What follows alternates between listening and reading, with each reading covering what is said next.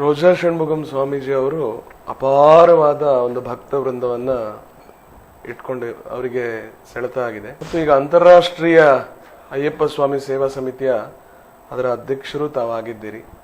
ಬಹಳ ಒಂದು ಕಿರಿಯ ಚಿಕ್ಕ ವಯಸ್ಸಿಗೆ ನಿಮಗೆ ದೊಡ್ಡ ಮಹತ್ತರವಾದ ಒಂದು ಜವಾಬ್ದಾರಿ ಸಿಕ್ಕಿದೆ. ಮತ್ತು ಸ್ವಾಮೀಜಿ ಅವರ ಒಂದು ಅಪಾರವಾದ ಶಿಷ್ಯವೃಂದ ರಾಜ್ಯ ಮಟ್ಟದಲ್ಲಿ ರಾಷ್ಟ್ರ ಮಟ್ಟದಲ್ಲಿದೆ.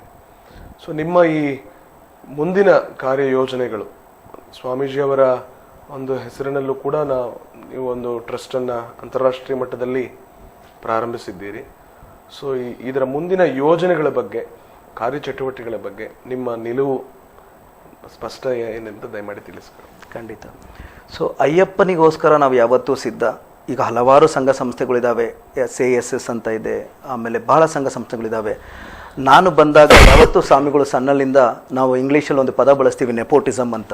ಆ ಥರ ಯಾವತ್ತೂ ನಮ್ಮನ್ನು ಮುಂದೆ ನೀವು ಬಂದು ನನ್ನ ಮಗ ಅಂತ ನೀನು ಬರಬಾರ್ದು, ತಾನಾಗೇ ಬರಬೇಕು ಅಂದರು. ಉಮೇಶ್ ಬಳ್ಳೂರ್, ಭರದ್ವಾಜ್ ಸ್ವಾಮಿ ಎಲ್ಲ ಒಂದ್ಸಲ ಅವ್ರು ಹುಟ್ಟಿದಬ್ಬಕ್ಕೆ ಇಲ್ಲಿ ಬಂದಿದ್ದು, ಶಿವಾನಂದ್ ಬಾರ್ಕಿಗಳು, ಲಕ್ಷ್ಮಣ ಹಲ್ದಾಪುರ್, ಮೋಹನ್ ಗುರುಸ್ವಾಮಿ ಎಲ್ಲ ಬಂದಾಗ ನಾನು ದೂರದಲ್ಲೆಲ್ಲೋ ನಿಂತಿದ್ದೆ. ಒಂದು 2 ನಿಮಿಷ ನೀವು ಮಾತಾಡಬೇಕು ಅಂತ ಕರೆದಾಗ ಸ್ಟೇಜ್ ಮೇಲೆ ಬಂದು ನಿಂತಾಗ ನಾನು ಸ್ವಾಮಿಗಳ ಬಗ್ಗೆ ಮನಸ್ಸು ಬಿಚ್ಚಿ ಮಾತಾಡಿದೆ. ಹಾಗೂ ನಾನು ಹೇಳಿದೆ, ನಾನು ಹೊರದೇಶದಿಂದ ಬರ್ತಾ ಇದ್ದೀನಿ. ಬಹಳ ವಿಸ್ಮಯ ಅಂದರೆ, ನಾವು ಲಂಡನ್ನಲ್ಲೆಲ್ಲ ಶಬರಿಮಲೆಗೆ ಬರಬೇಕಾದ್ರೆ ಯಾವಾಗಲೂ ಕೇಳೋರು, ಏನು ಶೂಸ್ ಇಲ್ಲ ತಮ್ಮಲ್ಲಿ, ಏನು ಬಟ್ಟೆ ಧರಿಸ್ಕೊಂಡಿದ್ದೀರಾ ಅಂತ. ನಾವು ಬರ್ತಾ ಬರ್ತಾ ಅವ್ರಿಗೆ ಎಷ್ಟಾಗಿತ್ತು ಅಂದರೆ, ಇವಾಗ ಸ್ವಾಮಿಮಾರ್ಗಳು ಅಂತ ಅವರಿಗೆ ಗೊತ್ತಾಗ್ಬಿಟ್ಟಿದೆ. ಅವತ್ತು ಅದ್ರ ಬಗ್ಗೆ ಹಂಚ್ಕೊಂಡಾಗ ಅಲ್ಲಿರೋ ಸ್ವಾಮಿಮಾರ್ಗಳು, ವಿಶೇಷವಾಗಿ ಉಮೇಶು ಬಾರ್ಕಿ ಅವರೆಲ್ಲ ಬ್ಯಾಸ್ನವರು, ಇಲ್ಲ ನೀವು ಇದನ್ನು ಅಂತಾರಾಷ್ಟ್ರೀಯ ಮಟ್ಟಕ್ಕೂ ತೊಗೊಂಡು ಹೋಗಬೇಕು ಅಂತ ಕೇಳ್ಕೊಂಡ್ರು. ಅದೇ ಥರ ಅದ್ರ ಮುಂಚೆ ಈರೋಡ್ ರಂಜನ್ ಸ್ವಾಮಿ ಆಗಲಿ, ಇವರೆಲ್ಲ ಭಾಳ ಹತ್ರ ಒಡನಾಟ ಇತ್ತು.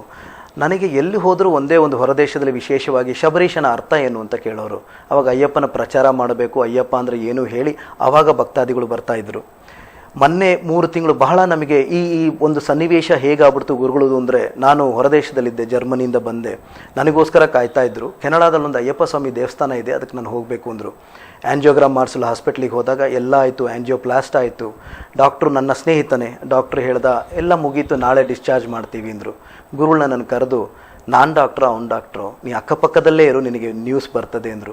ಏನು ನ್ಯೂಸು ಗೊತ್ತಾಗಿಲ್ಲ.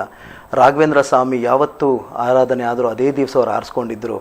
ಇಲ್ಲೇ ಪಕ್ಕದಲ್ಲಿರು ಅಂಥೇಳಿ ಅಮ್ಮನಿಗೆ ಮಾತಾಡಿದ್ರು, ತಮ್ಮನಿಗೆ ಮಾತಾಡಿದ್ರು, ಇನ್ನೂ ಹಲವಾರು ಜನಕ್ಕೆ ಮಾತಾಡಬೇಕು, ಫೋನ್ ಕೊಡು ಅಂದರು. ನಾನು ಕೊಡಲ, ಯಾಕೋ ಮನಸ್ಸಲ್ಲಿ ನನಗೆ ತಳಮಳ ಇತ್ತು, ಆದರೆ ಅರ್ಥ ಆಗಲಿಲ್ಲ. ಅದಾಗಿದ್ದು 2 ದಿವಸಕ್ಕೆ ಗುಜರಾತಿಂದ ಒಂದು ಸ್ವಾಮಿ ಫೋನ್ ಮಾಡಿಬಿಟ್ಟು, ಗುರುಗಳು 10:55ಕ್ಕೆ ಐಕ್ಯರಾದ್ರ ಅಂತ ಕೇಳಿದ್ರು. ನನಗೆ ಹಾಸ್ಪಿಟಲ್ ಬಿಟ್ಟರೆ ಅಮ್ಮನಿಗೂ ಅದು ಗೊತ್ತಿರಲಿಲ್ಲ. ಹೇಗೆ ನಿಮಗೆ ಗೊತ್ತಾಯ್ತು ಸ್ವಾಮಿ ಇದ್ದಾಗ ನನಗೆ 4 ತಿಂಗಳು ಹಿಂದೆ ಹೇಳಿದರು, ಎಲ್ಲೋ ಒಂದು ಕಡೆ ಅವರ ತೀರ್ಮಾನ ಮಾಡಿದರು ಅಂದರು. ಅದನ್ನು ನಾನು ಯೋಚನೆ ಮಾಡ್ತಾ ಅವರನ್ನು ವಿಶೇಷವಾಗಿ ಒಂದು ಏನು ಅಂದರೆ, ಅಯ್ಯಪ್ಪ ಸ್ವಾಮಿಗೆ ಹೋಗ್ಬೇಕಾದ್ರೆ ಯಾರು ಶರಣ ಆದರೆ ನಾವು ಹೋಗೋದನ್ನು ಯೋಚಿಸ್ತೀವಿ 2 ಸಲ. ಗುರುಗಳನ್ನು ಏನು ಮಾಡಬೇಕು, ನಮ್ಮ ಸಂಪ್ರದಾಯ ಪ್ರಕಾರ ಅಗ್ನಿಹಾತಿ ಕೊಡಬೇಕು. ಆ ಶಿಷ್ಯರೊಂದು ಅಷ್ಟು ಹೊತ್ತು ಬಂದ್ಬಿಟ್ಟು ನಮ್ಮ ಗುರುಗಳು ನಮ್ಮ ಜೊತೆಗಿರಬೇಕು, ಸಮಾಧಿ ಮಾಡಬೇಕು ಅಂದರು. ಸಮಾಧಿಗೆ ಎಲ್ಲರಿಗೂ ತಮ್ಮ ಸ್ವಂತ 8 ಎಕರೆ 10 ಎಕರೆ ಎಲ್ಲ ಇರ್ತದೆ. ಆದರೆ ಗುರುಗಳನ್ನ ವಿಶೇಷವಾಗಿ ಹೊಸುಡಿ ಅನ್ನೋ ಗ್ರಾಮದಲ್ಲಿ ಅಲ್ಲಿರೋ ಶಿಷ್ಯರು, ಊರಿನವರೆಲ್ಲ ಸೇರಿ 1984ರಲ್ಲಿ 1984ರಲ್ಲಿ ದೇವಸ್ಥಾನ ಸ್ಥಾಪನೆ ಮಾಡಿದರು. ಅಲ್ಲಿ ಪಕ್ಕದಲ್ಲಿ ಮಲಗಿಸಿದರು. ಸೊ ಅಲ್ಲೇ ಗುರುಗಳು ಅಯ್ಯಪ್ಪನ ಪಕ್ಕ ಇದ್ದಾರೆ. ಈಗಲೂ ಅಲ್ಲಿ ಹಲವಾರು ವಿಷಯಗಳು ನಡೀತಾ ಇದೆ, ವಿಸ್ಮಯಗಳು ನಡೀತಾ ಇದ್ದಾವೆ. ಮೊನ್ನೆ ಸಹಿತ ಒಂದು ಸ್ವಾಮಿ ಹೇಳ್ತು, ಒಂದು ಹಾವು ಬಂದ್ಬಿಟ್ಟು ಅಲ್ಲಿ ಕೂತ್ಕೊಳ್ಳುತ್ತೆ, ಅದು ಒಂದು 10 ನಿಮಿಷ ಕೂತು ಅಲ್ಲೇ ಮಲಗಿ ಅದಾದಮೇಲೆ ಅಯ್ಯಪ್ಪನ ದೇವಸ್ಥಾನಕ್ಕೆ ಹೋಗುತ್ತೆ ಅಂತ. ಇದು ಕಾಕತಾಳಿ ಆಗಿರ್ಬೋದು, ಕೆಲವರಿಗೆ ದೈವಿಕ ಅನುಭವ ಆಗಿರ್ಬೋದು. ನಾನು ಹೋಗಿ ಅಲ್ಲೊಂದು 10 ನಿಮಿಷ ಕೂತ್ಕೊಂಡು ಆ ಜನಕದಲ್ಲಿ ಮುಟ್ಟಿದೆ. ಎಲ್ಲೋ ಒಂದು ಕಡೆ ಅವರು ನಮ್ಮಲ್ಲಿ ಇನ್ನೂ ಆ ಸ್ಮರಣೆ ಕೊಡ್ತಾ ಇದ್ದಾರೆ, ಆ ಮಾತಾಡ್ತಾ ಇದ್ದಾರೆ ಅನ್ನಿಸ್ತು. ಅದೇ ಟೈಮಿಗೆ ಶಿಷ್ಯರಿಂದ ಬಂದ್ಬಿಟ್ಟು, ಸ್ವಾಮಿ ಇದನ್ನು ಇಲ್ಲಿಗೆ ಬಿಡಬಾರ್ದು, ಗುರುಗಳು ಮಾಡಿದ ಒಳ್ಳೆ ಕಾರ್ಯ, ನಾನು ಅನ್ನೋದು ಯಾವತ್ತೂ ನೀವು ಬಂದಿಲ್ಲ, ಅವರು ತೋರಿಸಿಲ್ಲ, ಇದನ್ನು ಇನ್ನೂ ಎಲ್ಲ ಕಡೆ ಹೇಳೋಣ ಅಂತ ಬಂದರು. ಆಲ್ರೆಡಿ ಸಂಘಟನೆಗಳು ಅವ್ರ ಜೊತೆಗಿದ್ದಾವೆ, ಅದ್ರ ಜೊತೆಗೂ ನಾವು ಸಕ್ರಿಯವಾಗಿ ಕಾರ್ಯ ಮಾಡ್ತೀವಿ. ಅದೇ ಜೊತೆಗೆ ಹೊರದೇಶದಲ್ಲಿರೋ ಸ್ವಾಮಿಮಾರ್ಗಳು ಆಲ್ರೆಡಿ ಒಂದು ಸ್ಟಾರ್ಟ್ ಮಾಡಿಬಿಟ್ಟಿದ್ರು ಗುರುಗಳ ಹೆಸರಲ್ಲಿ. 2010ರಲ್ಲೇ ಶಿವಮೊಗ್ಗ ಸ್ವಾಮಿ ಟ್ರಸ್ಟ್ ಅಂತ ಒಂದು ನಡೀತಾ ಇದೆ. ಅದ್ರ ಜೊತೆಗೆ ನಾವು ಸಕ್ರಿಯವಾಗಿ ಪಾಲ್ಗೊಂಡು ಇದನ್ನು ಇನ್ನೂ ಹಲವಾರು ಚಟುವಟಿಕೆಗಳು ಮಾಡೋಣ ಅಂತ ಮೊನ್ನೆ ಒಂದು ಬ್ಲಡ್ ಡೊನೇಷನ್ ಕ್ಯಾಂಪ್ ಮಾಡಿದ್ವಿ ಕಾಮಾಕ್ಷಿ ಬೀದಿಯಲ್ಲಿ. ವಿಶೇಷವಾದ ಶಿಷ್ಯರೆಲ್ಲರೂ ಸೇರಿ ಇಡೀ ಶಿವಮೊಗ್ಗದ ಜನತೆ ಸಹಕರಿಸಿತ್ತು. ಅದೇ ಥರ ಗಾಂಧಿ ಜಯಂತಿ, ಗಾಂಧೀಜಿಗೂ ಸ್ವಾಮಿಗೂ ಬಹಳ ಒಂದು ಹತ್ತಿರದ ಒಡನಂಟು. ನಾನು ಸಣ್ಣಲ್ಲಿರ್ಬೇಕಾದ್ರೆ ಎಲ್ಲರಿಗೂ ಕಾಮಿಕ್ ಬುಕ್ ಏನೇ ಕೊಟ್ಟರು, ನನಗೆ ಮೈ ಎಕ್ಸ್ಪೆರಿಮೆಂಟ್ಸ್ ವಿತ್ ಟ್ರೂತ್ ಅನ್ನೋ ಗಾಂಧೀಜಿ ಆಟೋಬಯೋಗ್ರಫಿ ಕೊಟ್ಟು ಓದು ಅಂತ ಕೊಟ್ಟರು.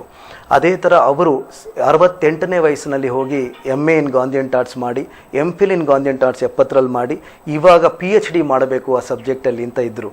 ಸೊ ಅವ್ರು ಯಾವಾಗಲೂ ಹೇಳಿದ್ರು, ಓದೋದಕ್ಕೆ ಯಾವತ್ತೂ ಫುಲ್ ಸ್ಟಾಪ್ ಇಲ್ಲ, ಕಾಮ ಹಾಕ್ಕೊಂಡು ಓದ್ತಾನೆ ಇರು ಅಂತ.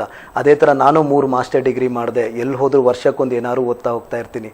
ಈ ಇಂಟರ್ನ್ಯಾಷನಲ್ ಫೌಂಡೇಶನ್ ಆಗಲಿ, ಈ ನಮ್ಮ ಸಂಸ್ಥೆ ಭಾರತೀಯ ಅಯ್ಯಪ್ಪ ಸೇವಾ ಸಂಸ್ಥೆ ಆಗಲಿ ಇಲ್ಲ ಬೇರೆ ಹಲವಾರು ಒಡನಾಟ ಅವರು ಶಿವಮೊಗ್ಗ ಸ್ವಾಮೀಜಿ ಟ್ರಸ್ಟ್ ಆಗಲಿ ನಮ್ಮ ಮುಂದಿನ ದಿನಗಳಲ್ಲಿ ಮಕ್ಕಳಿಗೆ ಹೇಗಾರು ಎಜುಕೇಷನ್ ಕೊಡಬೇಕು ಅಂತ ಅವ್ರು ನನ್ನ ಹತ್ರ ಒಂದೇ ಒಂದು ಹೇಳಿದ್ರು, ನೀ ಸಾಫ್ಟ್ವೇರಲ್ಲಿ ಇದೆಯಾ, ನೀನು 10,000 20,000 ಅಂತ ಯಾರಿಗೂ ಕೊಡಬೇಡ, ಅವ್ರ ಮನೇಲಿ ಒಂದು ಉದ್ಯೋಗ ಕೊಟ್ಬಿಡು, ಎಸ್ಪೆಷಲಿ ಹೆಣ್ಮಕ್ಳಿಗೆ ಉದ್ಯೋಗ ಕೊಟ್ಟರೆ ಮುಂದಿನ ಪೀಳಿಗೆ ಸರಿಯಾಗ್ತಾ ಹೋಗುತ್ತೆ ಅಂತ.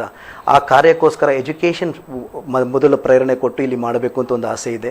ಅದೇ ಥರ ಒಂದು ಆಶ್ರಮ ಅವ್ರಿಗೆ ಎಲ್ಲಿದ್ದಾರೋ ಅಲ್ಲೊಂದು ಸಣ್ಣ ಆಶ್ರಮ ಕಟ್ಟಿ ಊರಿಂದ ಯಾರು ಬರ್ತಾರೋ, ಶೃಂಗೇರಿಗೆ ಹೋಗೋ ಭಕ್ತಾದಿಗಳಿರ್ಬೋದು, ಕೊಲ್ಲೂರಿಗೆ ಹೋಗೋ ಭಕ್ತಾದಿಗಳು, ಅವ್ರು ಬಂದಲ್ಲಿ ಉಳ್ಕೊಂಡು ಸ್ವಾಮಿನ ಬಗ್ಗೆ ತಿಳ್ಕೊಂಡು ಅವರ ಅಯ್ಯಪ್ಪ ಅಂದರೆ ಏನು, ಅವ್ರು ಏನು ಮಾಡಿದ್ದಾರೆ ಅನ್ನೋದು ನೋಡ್ಕೊಳ್ಳಿ ಅನ್ನೋದು ಎಲ್ಲ ಶಿಷ್ಯ ವೃಂದದ ಆಸೆ. ಅದನ್ನು ಮುಂದಿನ ದಿವಸಗಳಲ್ಲಿ ನಿಮ್ಮೆಲ್ಲರ ಸಹಕಾರದಿಂದ ಮಾಡಬೇಕು ಅನ್ನೋ ಒಂದು ಅಭಿಲಾಷೆ ಇದೆ ನಮ್ಮಲ್ಲಿ.